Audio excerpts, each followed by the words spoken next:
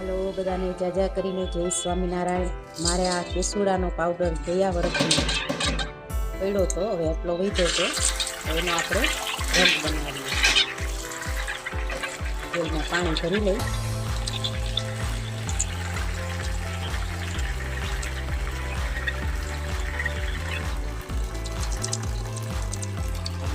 આ મારા બાથરૂમમાં જો કાળા તલ છે, આ ઉપટન છે, ગાયના છાણ, મરચાંની માટી વગેરેની, અને ગંગાજળ છે ઓલી બોટલમાં, અને આ દંતમંજન છે।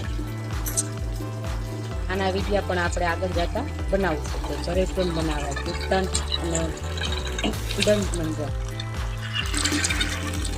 આ બાલ્ટીમાં પાણી ભરીને કલાક એક રહેવા દેવાનું, કલાક થઈ જાય પછી પાણી તૈયાર થઈ જાય છે। આ પાણી તૈયાર થઈ જાય પછી એને મસળી લેવાનું, મસળી લીધા પછી તેને ગાળી લેવાનું, ગાળી લઈ એટલે સરસ એકદમ કલરનું પાણી તૈયાર થઈ જાય છે। થોડીક વાર લાગે, ઘણું બધું પાણી તૈયાર થઈ જાય છે એટલા પાવડરમાં। તમે પણ ફાગણ મહિનો ચાલુ જ છે તો તમે પણ કેસુડાના ફૂલ લઈને સૂકવી લો, ધૂળેટી આવે તા તૈયાર થઈ જાય આ કેસુડાનું પાણી।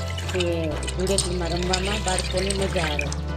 કેસુડાથી ના પાણીથી નાહવાથી ત્વચા મુલાયમ બને, કેસુડાના પાણીથી શરીરને ઠંડક મળે છે। તો મારી તો હાથ જોડીને વિનંતી છે કે તમારા બાળકોને આ વર્ષે આ કેસુડાનું પાણી બનાવીને ધૂળેટીમાં રમવા એને આપો, કેમ કે આ સ્કિન પ્રોબ્લેમમાં બહુ ફાયદાકારક છે।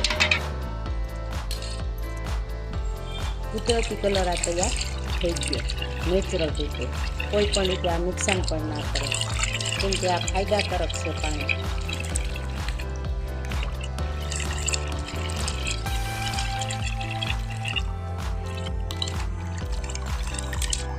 તો ક્યારેક ક્યારેક આ પાણી નાવું છું એટલે સ્ટોર કરીને જ રાખું છું પાવડર। સારું, બધાનો ખૂબ ખૂબ આભાર।